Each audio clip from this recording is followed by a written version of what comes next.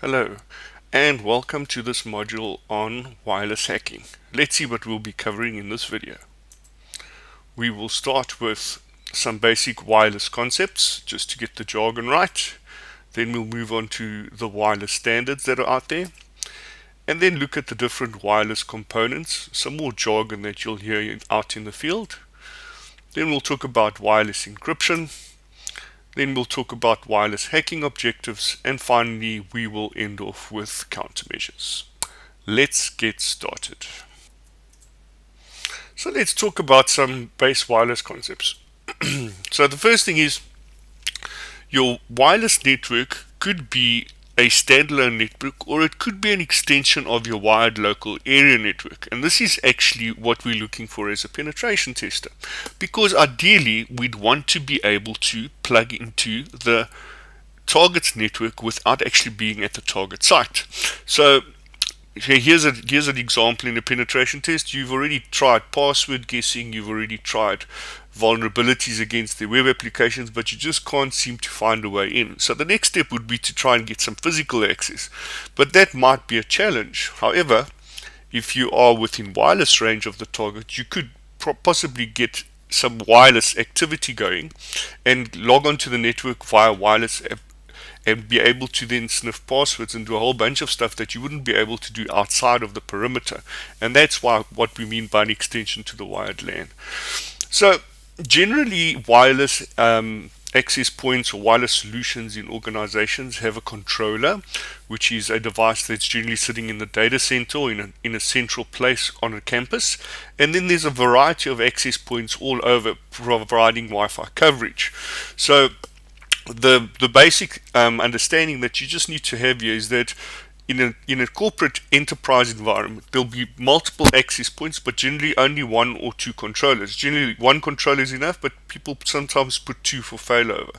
And that's pretty much what we mean by controller and access point. So once you have access to the controller, you have access to all the access points, and you can perhaps do a denial of service attack. A hotspot is just a term for an area where there is Wi-Fi coverage, and if you go out into public domains, specifically shopping malls or areas where there's large office parks, you'll see multiple hotspots come up in your wireless networks that are available. And then finally, you also get line of sight wireless, and this is a point-to-point wireless, generally also for large enterprise customers who have a very large campus, where laying cable from one building to another is either expensive or not possible or challenging because they have to cross a public road.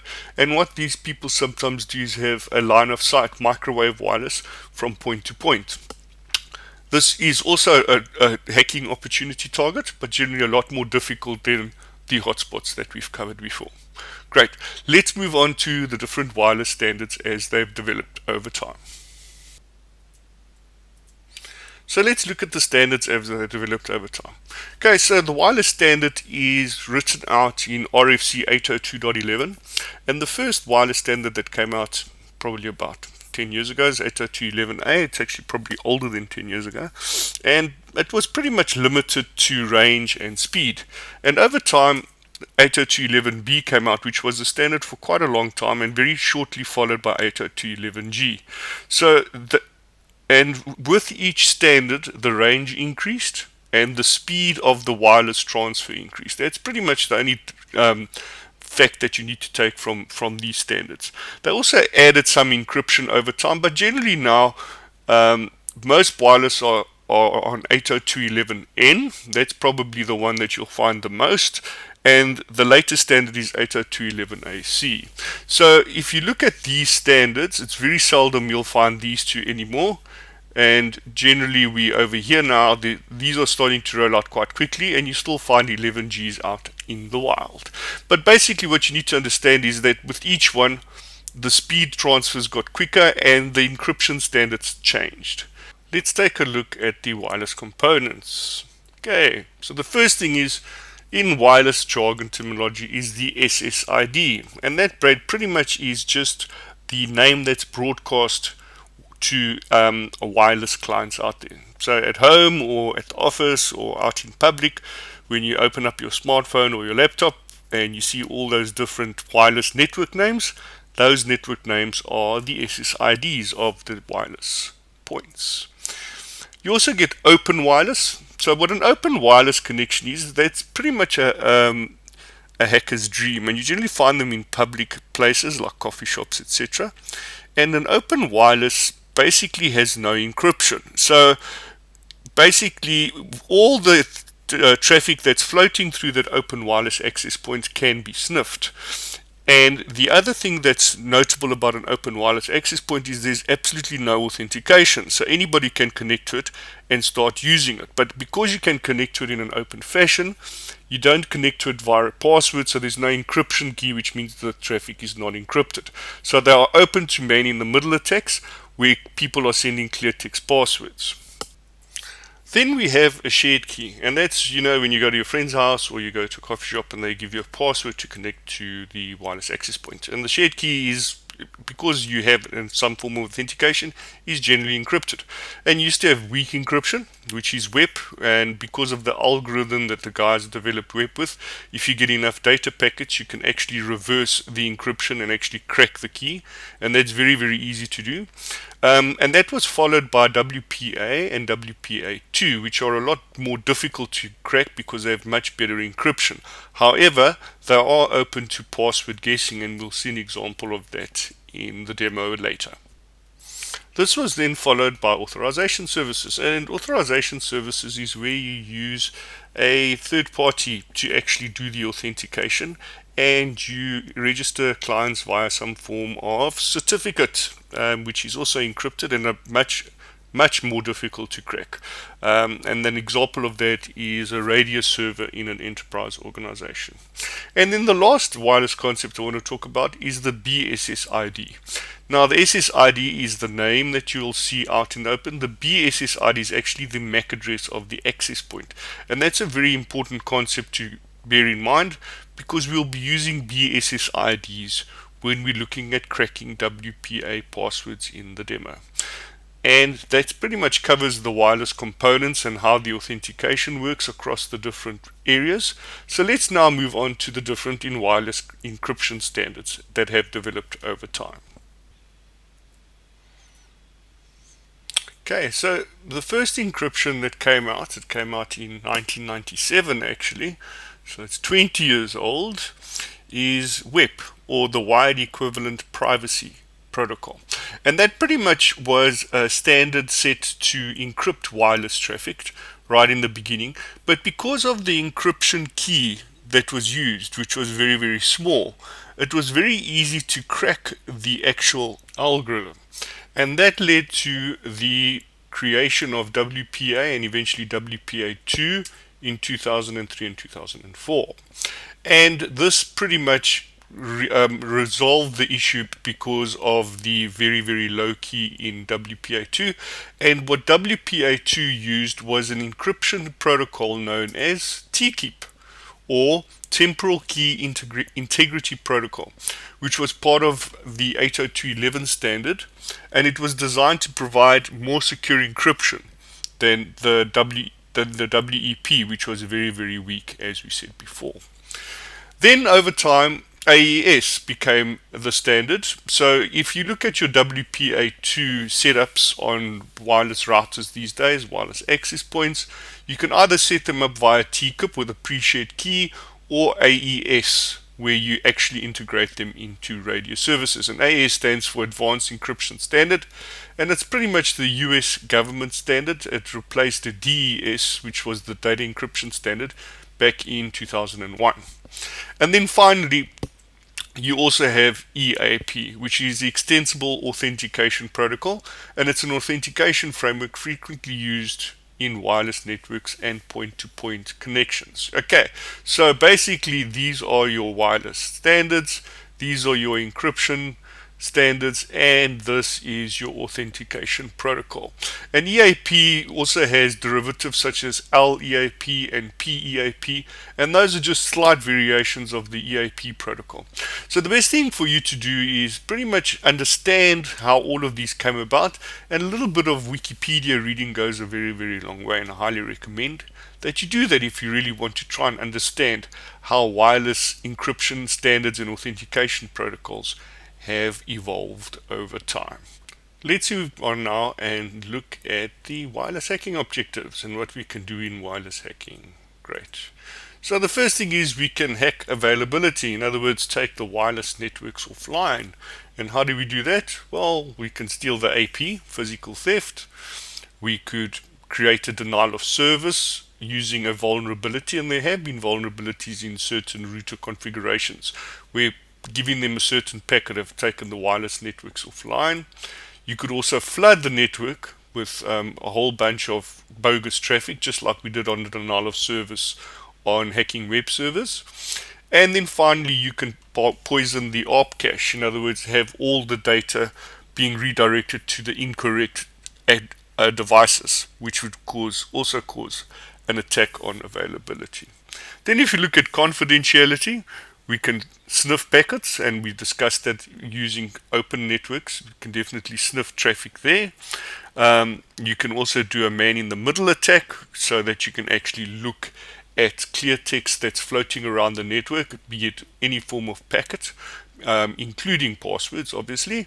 And then finally, you could also set up a rogue access point. And what we mean here is you actually create an access point via your Kelly machine or whatever it is, and you route all the traffic through your rogue access point, thereby sniffing and seeing all the traffic that's actually been floating around on the network. So the victims actually connect to your rogue AP, you then gather that traffic and forward that traffic on to the rest of the wireless network. Attacks on integrity. Well, we could do a data replay attack. In other words, we grab the packets as they come in, change them slightly, and then pass them back, thereby changing the integrity of the data. And we could look at packet injection, inserting data into packets that didn't have data to start with, or altering it slightly. And finally, you could also introduce malware, and that's also something that has happened in the past, where you pretty much put some sort of worm on a wireless network using a rogue AP, and then as soon as people start connecting to it, their machines and clients get infected. Finally, authentication, which is the one you'll probably be doing the most because we're trying to gain access, if you recall the original steps of the penetration testing framework. And we do this by cracking the pre-shared key. We do it by looking at VPN logins and trying to guess the passwords. You could also brute force the key, and that's what was used in the old web attacks of late. And then finally, you could also look at attacking the actual domain, and by domain here we mean the Active Directory domain, or the LDAP, where a radius server is actually passing Kerberos packets, and you can actually start looking at how to crack those. And that pretty much ends this wireless hacking objective slide.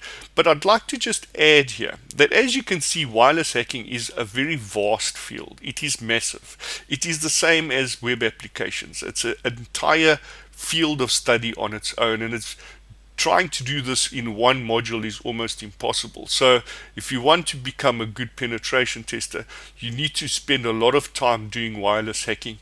It is only something that you can learn over time, and it takes a lot of practice to actually do that. Let's move on and look at the countermeasures. So the first and foremost countermeasure is strong encryption. Don't use WEP, whatever you do, because it will be cracked. Even WPA2, the encryption is so strong, you actually need to guess the password. That is the only way to crack into a WPA and WPA2 network. So strong encryption is a must, and as a victim or potential victim, never connect to an open access point unless you're using some form of secondary defense like a VPN, etc. AES versus PSK. Where possible, use AES and a radius server. Obviously, you can't always do that because setting up a radius server does take amount of effort, and it does take resources. You'll need some sort of server to run it on. But AES is always a much better authentication protocol than a pre-shared key, because pre-shared keys can be guessed, and we'll see an example of that in the demo. Strong authentication, please. If you're using pre-shared keys, it must have at least probably 10 to 15 characters. And you'll see if you start using tools like AirCrack, they actually start by guessing lower numbered passwords and then move up. And the longer the password, the more difficult it is and the longer it will take time to crack. It's not necessarily the complexity, it's actually the length. And that's why it's important to use strong authentication. Because if someone does grab a WPA handshake and they have to try and guess that password, the longer the password, the longer it will take for them to crack. Then we have disable remote access. So some routers, if you connect to them, specifically on the open access networks, have what's called remote access. So you could pretty much connect to them over the internet, and if you can guess the username and password, guess what? You will now have access to the actual access point or the access controller. And we definitely don't want that to happen. It would be better to not have remote access unless there is a really important business need for that to exist. Change your defaults. That goes pretty much hand in hand with the disable remote access, because a lot of access points, wireless routers that people use out there have default usernames and passwords that they come with as a factory setting. And you need to change these, because if someone can get to the remote login page of your router and you haven't changed the default admin and password, then they will have access to your actual router. Physical security, and this is more for enterprise environments. Obviously, if you don't want your APs to be compromised, you'd want them to be in secure areas. You'd want to put them into wiring closets or into ceilings with where it would be very difficult for someone to actually gain direct access to the access point and plug in a network cable so that they can start looking at compromising it. Then MAC filtering, and this is more to protect your clients. So obviously, if you only have a set number of clients accessing your access point, if you just filter on MAC address, in other words, only allowing clients who have a certain MAC address to join your wireless network, it pretty much prevents anybody who isn't on your MAC allowable MAC filtering list to connect. And then finally, constant vigilance. As with everything else in IT security, you must monitor, you must look at the logs, and you must always keep an eye on what's going on. There's no such thing as fire and forget. You always have to go back and make sure that nothing has changed and nothing has been compromised. And that pretty much ends our theoretical module here on wireless hacking. Thank you very much for watching.